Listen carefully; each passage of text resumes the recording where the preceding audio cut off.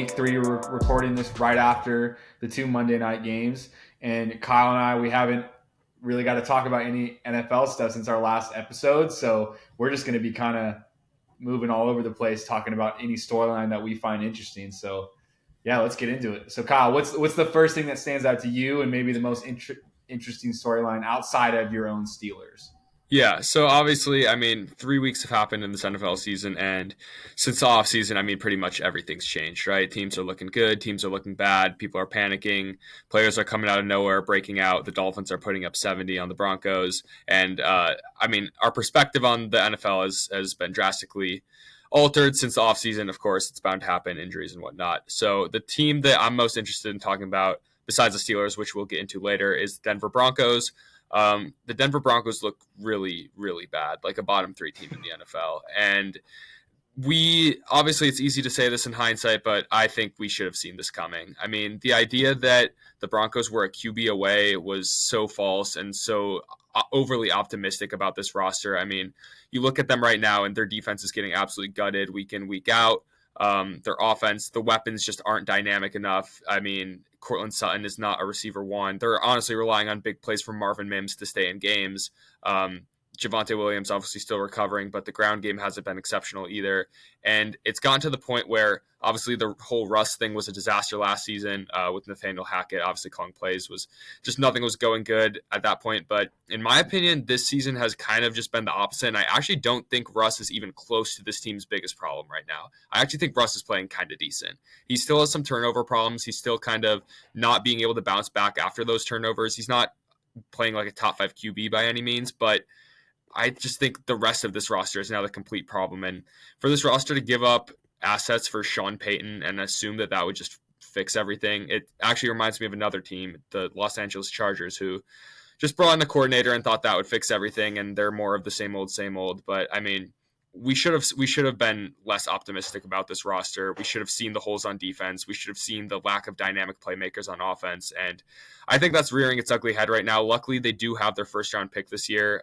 That's unlike last year. So that'll be big for them because I do think it's probably going to be top 5. It's definitely going to be top 10 in my opinion. And I think they're really going to struggle to get wins against like decent teams or even teams on the come up like a Colts or a Texans this year. Yeah. Well, my biggest takeaway when I watched them briefly, I honestly haven't watched them intently like on a singular game, mainly just red zone. But first of all, get Marvin Mims the damn ball. Every touch he has is electric. His yards per touch is probably insane. It's probably above 20 yards at least. It gets crazy. Probably above 30 yards. So first of all, get him the ball. That's like one of the positives I've noticed. Also, Cortland Sutton doesn't look bad. He's made some plays. He doesn't look bad. He's just as an alpha receiver. I think that's not. He's not. He shouldn't be asked to be that because that's.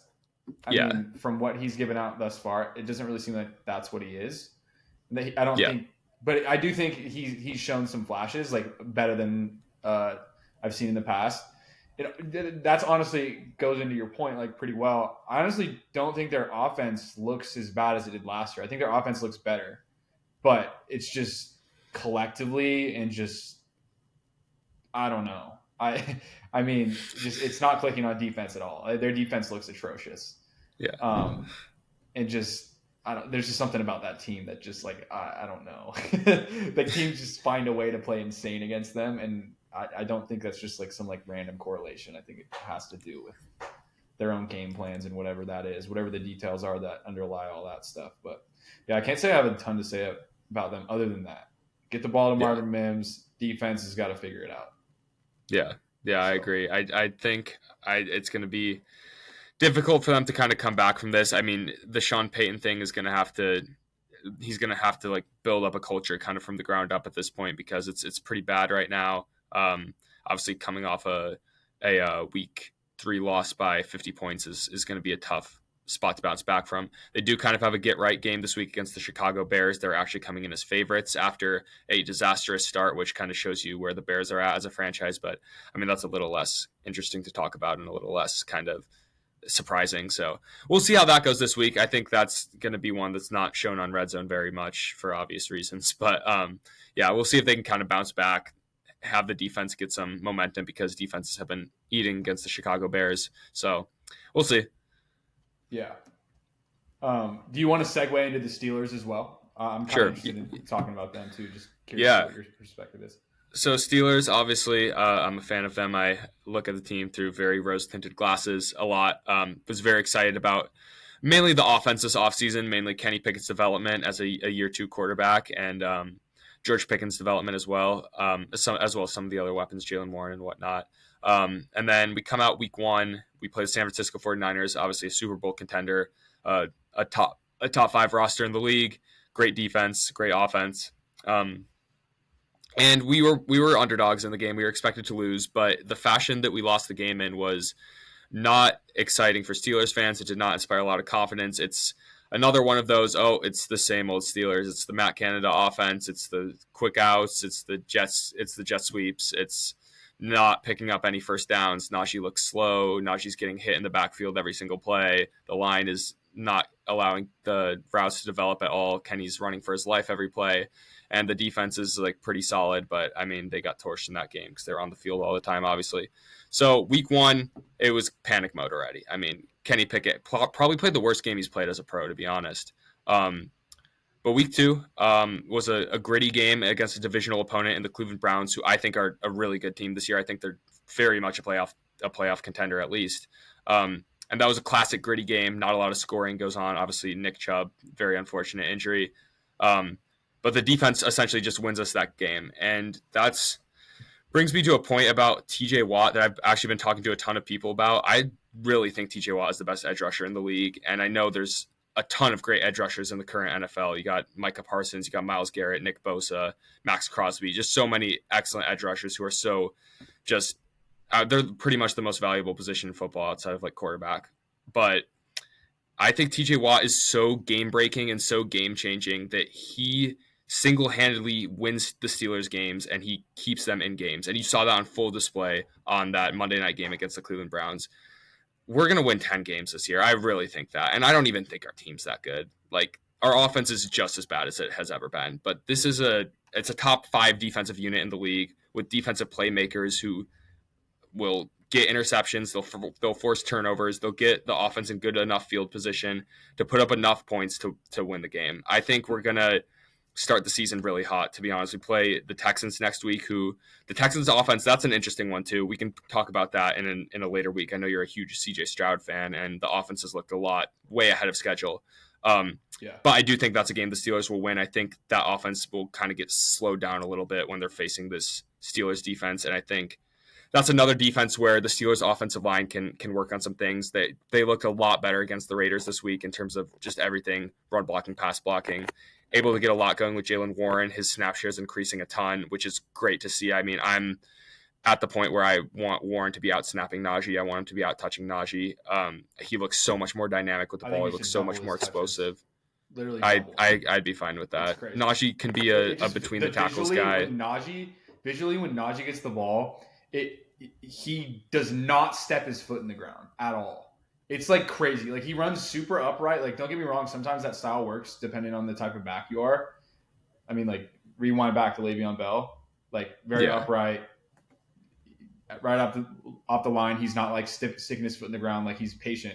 But like Najee, just like when the run scheme isn't particularly like doesn't have the push of like a Browns, which like the Steelers don't really have that type of push. You have to run north south.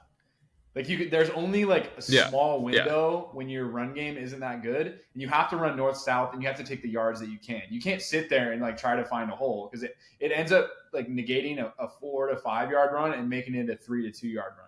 And that's just like almost every carry he has is essentially like that. And I don't know if it's like because like he knows how talented he is, which is like objectively true, and how talented and physically gifted he is, that like he's trying to like do too much, but like it's like super clear that he needs to just like be really simple and just like run north south. Like, he had a couple runs last night where it looked decent. Like, he definitely ran better last night than he did the 2 games previously.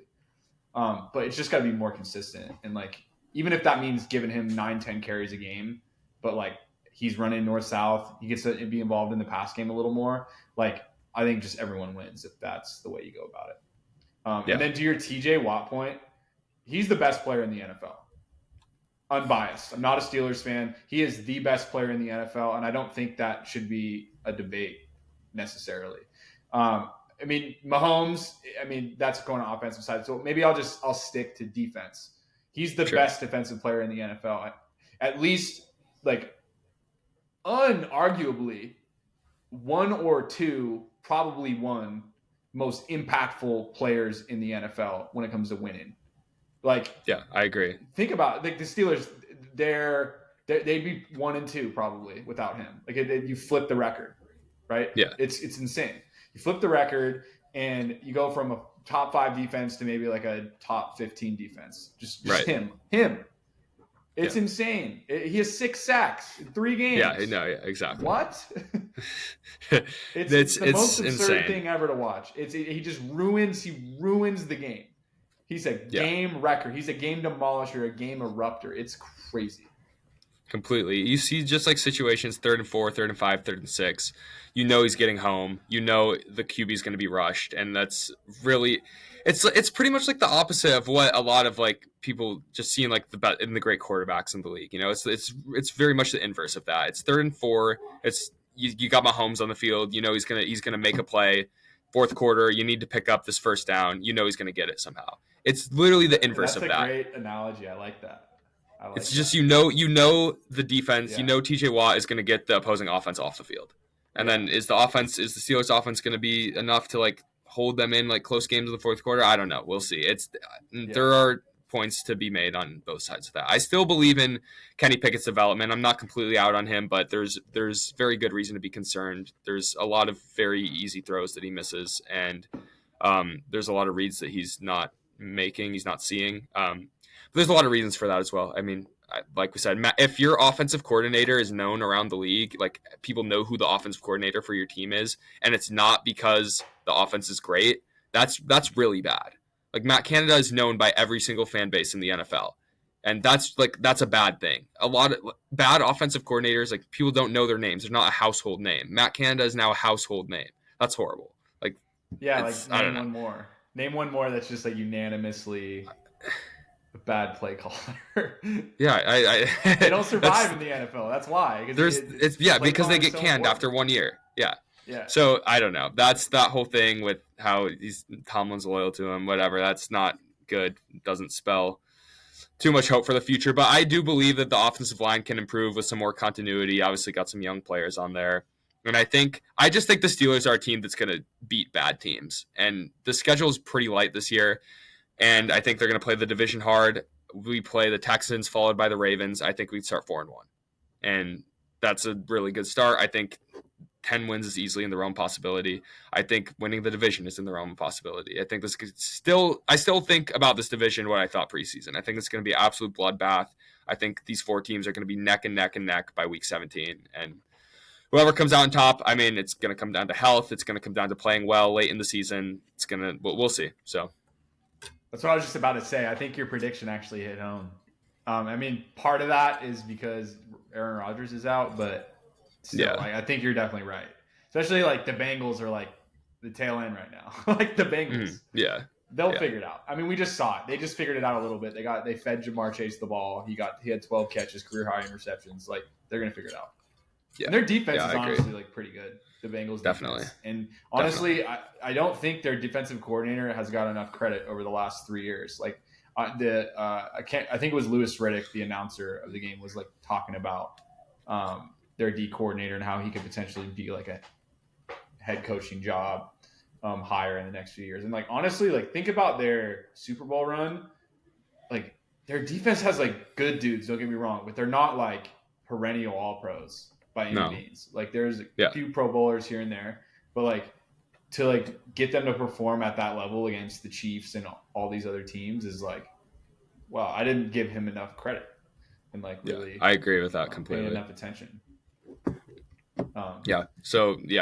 We'll keep kind of following the AFC North. I anticipate they're going to beat up on each other a lot, and I don't know, probably get 2 playoff teams in there, but we'll see how that all shakes out. Do you have any final thoughts on the Steelers, or do you want to transition into your top story?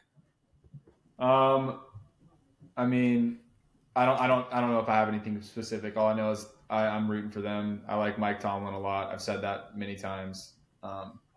Oh, he had a great quote about, I can't remember what it was. You might remember it.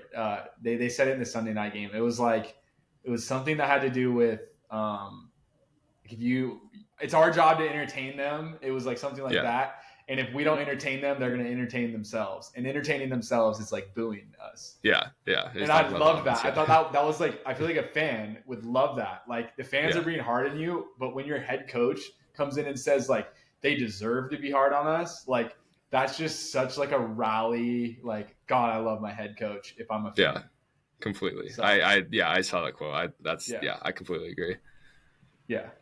Um, yeah, so we got kind of two other storylines we want to talk about roughly, and then I just like came up with quick preliminary idea. Maybe we should just do like a power ranking, top five power ranking off the top of our heads after we do that, just to kind of Okay, finish out with, just I'm with because it'll that. be Sure. fun. We can talk through it together and like what we think and put certain teams over the other, but. We'll start. Let's start with the first smaller storyline. So Puka Nakua to me is the most interesting individual player storyline thus far. I mean, there's a lot, but I love this one. Like, never even heard of him going into this season out of the draft. Never Yeah. like, I mean, maybe like a few BYU games. I may have seen him get a catch or something like that and seen his name glance across the screen, but I didn't really. Well, I was not aware of his game, by the words of Shaquille Yeah. O'Neal. But man, he's good. He's like you can tell that in the offseason that Cooper Kupp has been in his ear. He's been learning as much as he can from him, and it's a cool storyline. And he's legit. He's the real deal. If you watch him play, he's super smart, and Yep. his the routes he's running, the things he's doing aren't like spectacular, like from a visual standpoint. But it's just his IQ is he's got a really high IQ. He understands space and he understands how to sit into holes in the same way that Cooper Kupp does. Like, and he Yeah. doesn't even have like that crazy releases yet, and he has some shake. Don't get me wrong, but like once he adds in creativity and has Cup on the other side mixed in, and then Tutu Atwell's also stepped up. He had a pretty good game He had tonight. a really good game Like tonight. Yeah. they're actually a team that I think everyone forgot about, including myself, including you. We never talked about the Rams.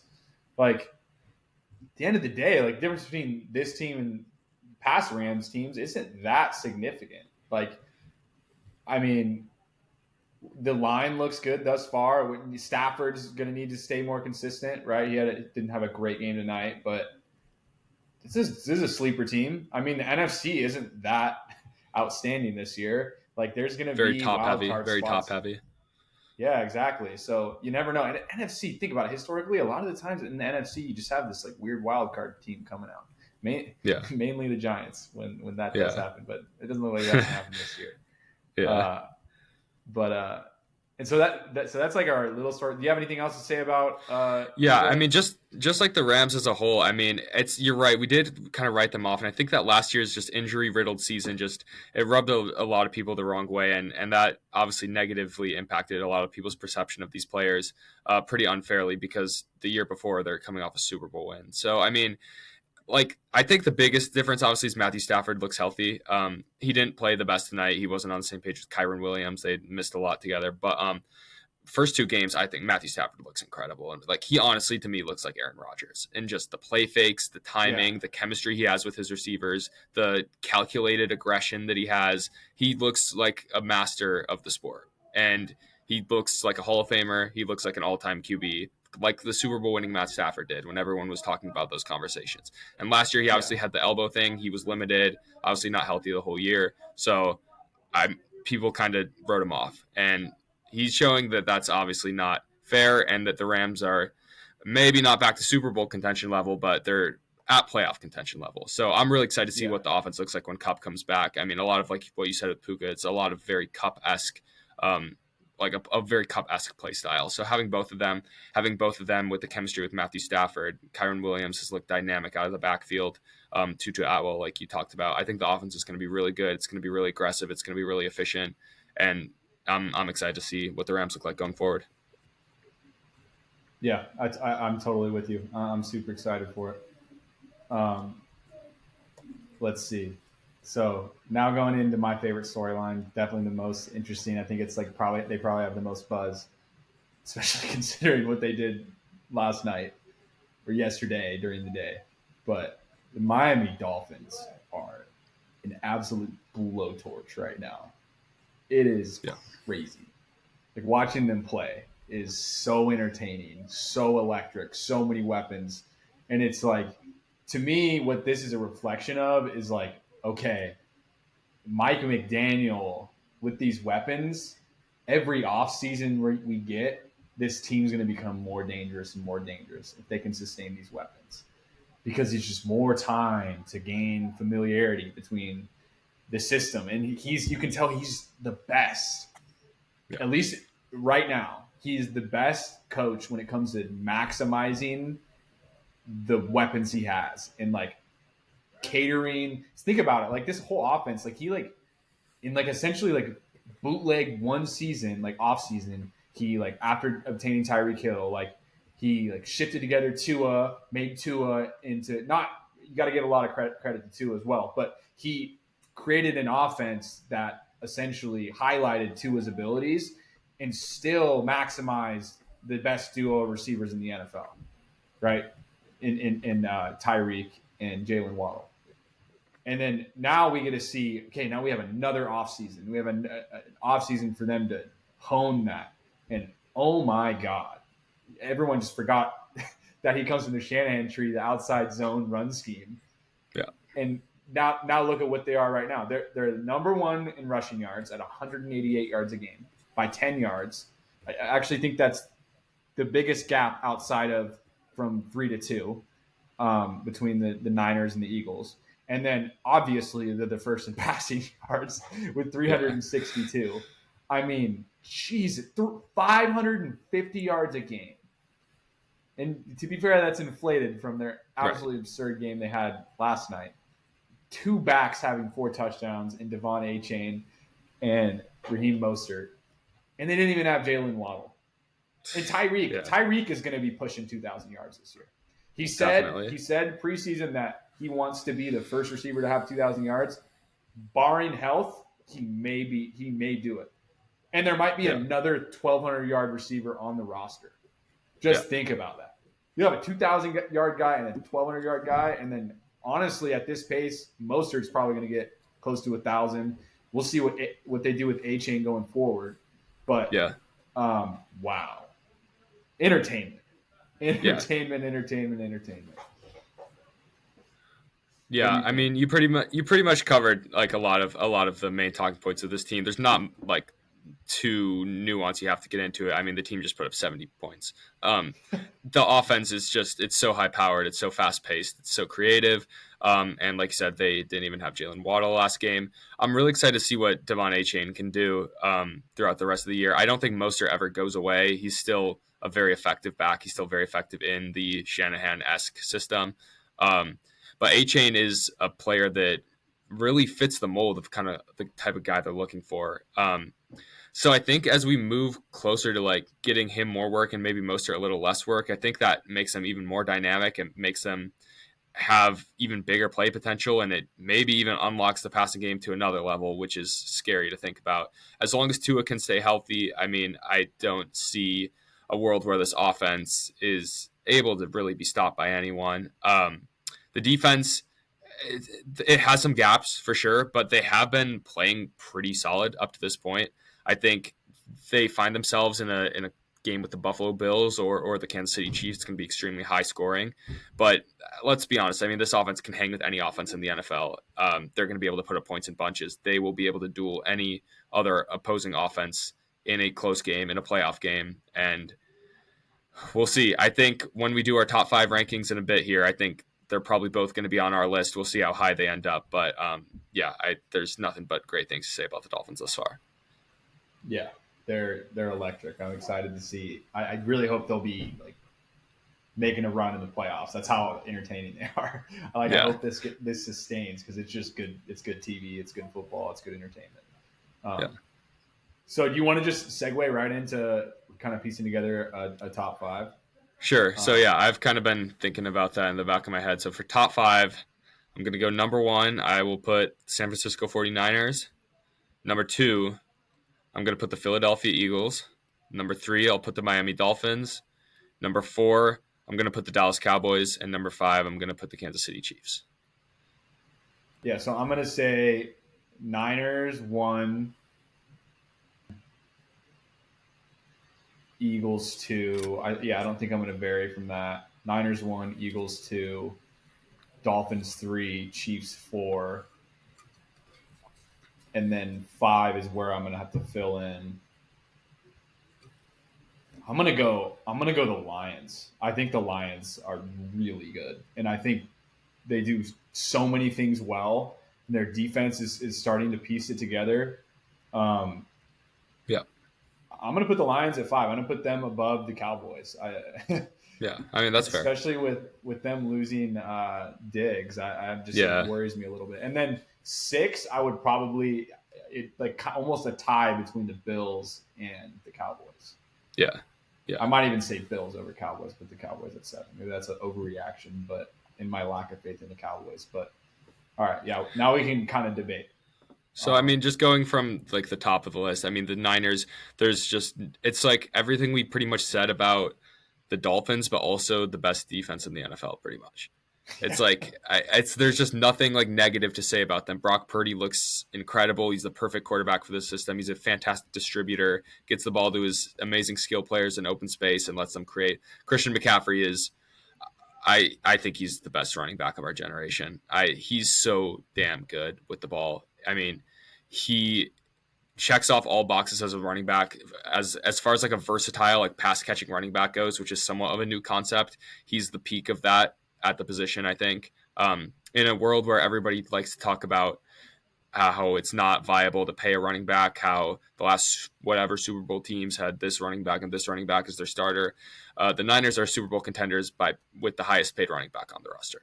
So I think like that concept is just so cool, and it's so cool for the position. It's so cool for Christian McCaffrey. I really hope he stays healthy because he's so electric on the field. He's so dynamic, and he's the focal point of this offense. But they have so many other options that kind of allow him to do what he does and open up the field for him. And obviously a guy like Brock Purdy, who's so smart and so calculated and, like I said, such a great distributor. He's the perfect quarterback for the offense. And then, like I said, the defense is also pretty much the best defense in the NFL. I mean, they've been causing absolute chaos every time they're on the field.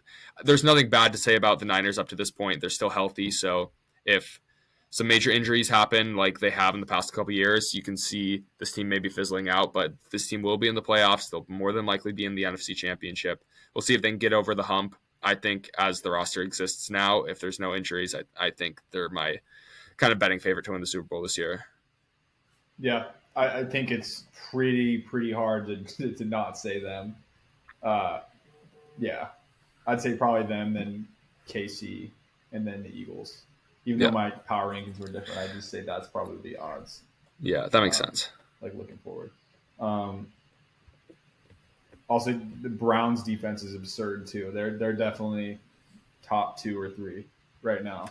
Just like throwing out top defenses in the NFL. Like they're just absolutely an avalanche right now. Also, I honestly, I kind of disagree with what you said about the Chargers earlier. Like, I think they look good. I just think they've had like really bad luck in the first 3 games. But isn't that what it's been the last like 3 years? No. Haven't they always looked good? No, they haven't.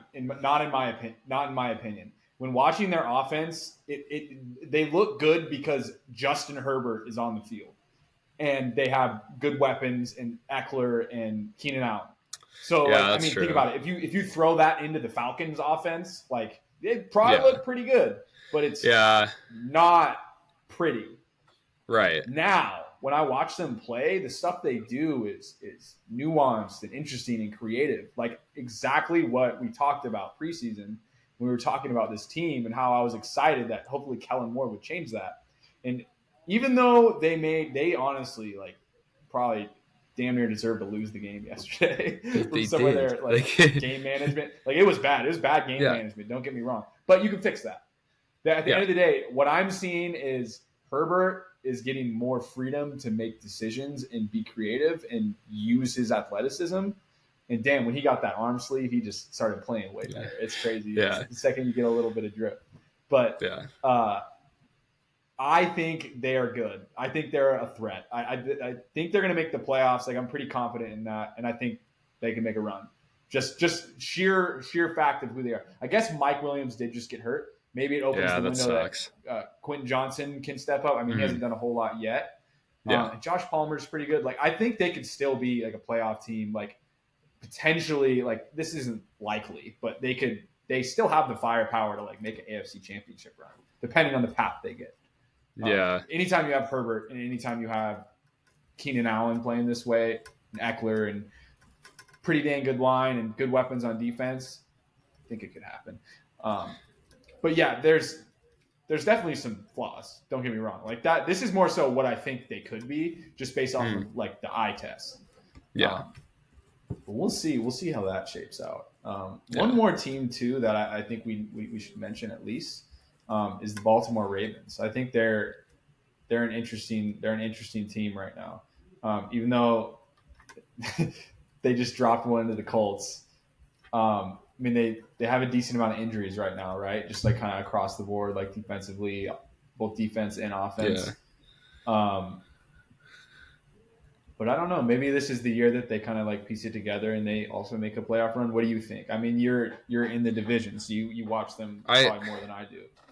I almost think like a similar thing with the Chargers. I mean, it kind of seems like the same old Ravens. It's like, yes, they're dealing with injuries now, but like, when are they not dealing with injuries? I mean, I have seen, and that's not just like a thing, like a funny like buzzword to say. It's I have seen some very legitimate criticisms of their medical staff, and I'm not like too educated on that to like make a decision there. But people who are have like said that there's something like wrong with their medical staff, and that's like concerning given the like track record of this team in the Lamar era. And then like just the Lamar turnovers, the fumbles, it's like, I don't know, dude.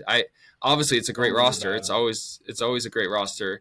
And it just seemed like they're still kind of figuring out their new identity is what it kind of seemed like to me, on offense at least. Like with the Greg Roman offense, it was, you knew exactly what it was. It was just pound the rock with Lamar, pound the rock with the backs.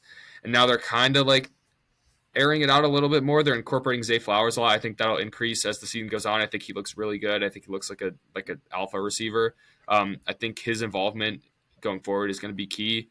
But I still think I think what I've thought in past years with them. I think they're a playoff contender. They're if the cards go right for them, if everything bounces their way, they're a Super Bowl contender. But I just see it getting to late in the season, and I see them getting matched up with the top dogs of the AFC, and I just see them something happening. Either they're not healthy enough to stay in the game, or turnovers cost them, or they just can't string together a bunch of really impressive wins, and I just don't know that I really see them getting there. But the roster's great. The defense is really good. A lot of their kind of younger players, Kyle Hamilton had a really good game on Sunday, who I'm a big fan of his. So I think it's a great roster, but I think it's more of the same, to be honest.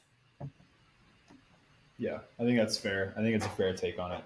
I just thought they needed a little bit of love because they've had some tough wins in the first two opening games. But so any other teams that stick out to you that deserve a little bit of convo? Yeah, I kind of talked about them a little bit ago, but like I want to hear your thoughts on the Houston Texans because they seem like really ahead of schedule right now. Honestly, their offense is really kind of clicking. CJ looks good. The receivers, Tank Dell, Nico Collins, they look really good. So I don't know. What are your thoughts on them?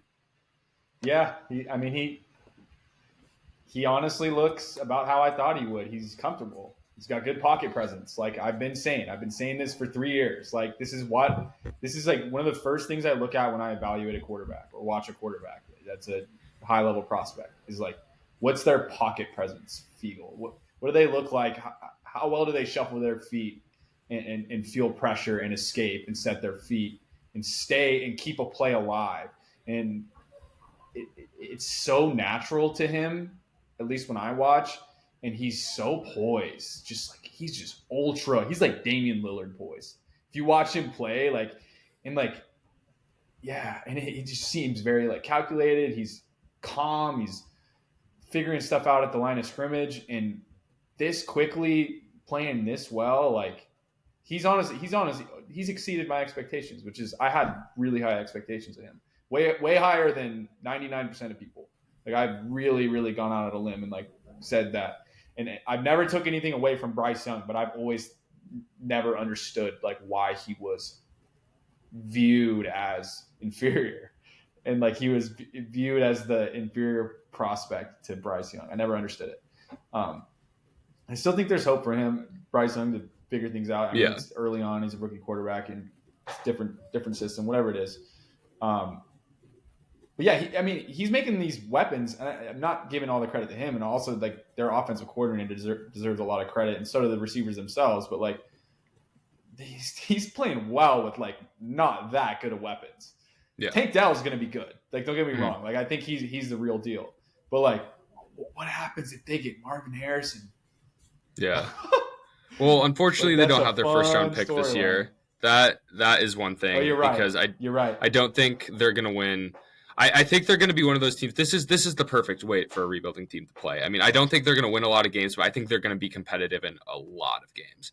And yeah, I had thought about that first round pick trade because I just saw his team. And I'm like, oh, like they're going to be towards the bottom of the pack. Not having that first round pick it's risky. It just pretty much they just said that they think Will Anderson is worth whoever they get, and he's better than whoever they get in the first round this year. And that's, I know he hasn't like had too like crazy game breaking of a first 3 games, but I think that's a fair assessment. Honestly, I think if you scouted that guy and you thought that's the edge rusher that's worth the number 1 pick in next year's draft, CJ Stroud's our quarterback, and we want to get a star defensive piece for this rebuild, and we think that Will Anderson is better than any defensive piece in next year's draft, I think it's fair to make that trade. Yeah. So he blocked a kick yesterday. Yeah. It's kind of so awesome. Random. And he had a sack in the opening game.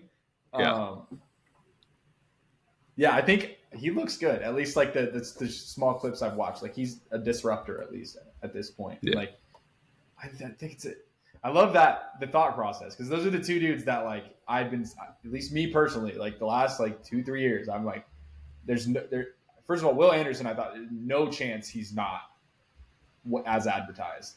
And then CJ Stroud, I just like thought he was better than advertised. So yeah, it's an interesting team to pay attention to, and they're honestly like fun to watch.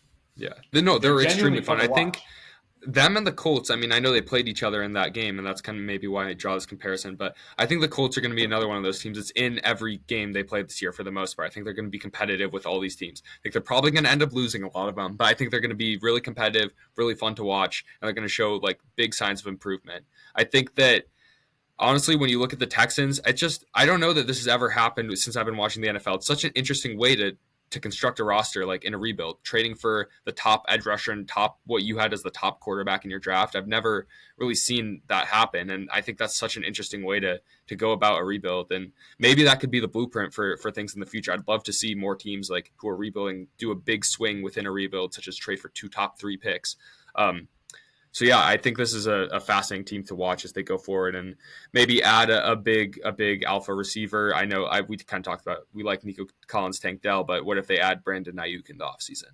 Or what if they add, I don't know, one of those T. Higgins, one of those kind of receiver 2s that could be on the way out if their team doesn't want to pay them. What if they come in and be the alpha for CJ Stroud and the Texans? I think that's really interesting, and I think this offense could be really good in a few years. Yeah. But yeah, dude, last thing, I forgot to talk about this. What do you think about the Dame trade shit?